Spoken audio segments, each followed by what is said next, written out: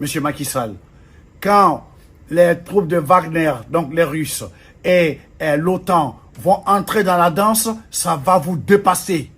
Et déjà dans les journaux occidentaux, on vous traite déjà de dictateurs, de sanguinaires, de futurs dictateurs. Je vous en supplie, ne faites pas cette guerre. À mon modeste niveau, à mon humble niveau, je vous en supplie, ne le faites pas.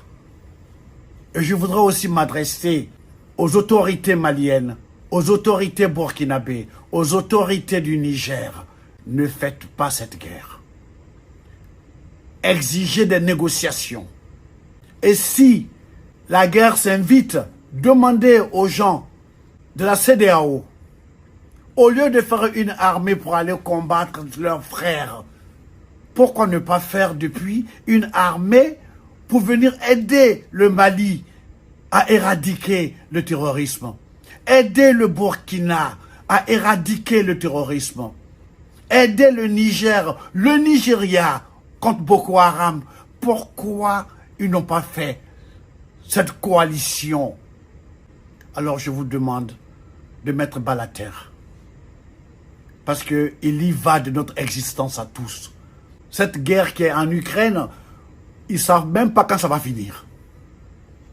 Ils vont ouvrir d'autres nouveaux fronts chez nous. Ça va sacrifier des vies africaines. Nous comptons sur notre démographie pour être puissants comme l'Inde, comme la Chine. On ne va pas aller encore sacrifier notre capital humain. Je m'adresse à mes frères, les autorités du Niger. Je vous en supplie, ne tuez pas Bazoum. Parce que ceux qui pensent venir vous attaquer, ils n'ont pas pensé à la vie de Bazoum. Ne le tuez pas, parce que vous leur donnerez un prétexte supplémentaire pour transférer leur guerre Ukraine-Russie chez nous, en Afrique.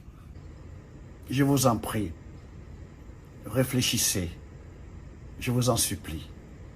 Vous avez des grands penseurs, des grands cerveaux à votre disposition. Trouvez une solution intelligente. Ok? Faut pas faire cette guerre. Merci de m'avoir écouté. Que Dieu vous bénisse, que Dieu vous bénisse, que Dieu vous bénisse.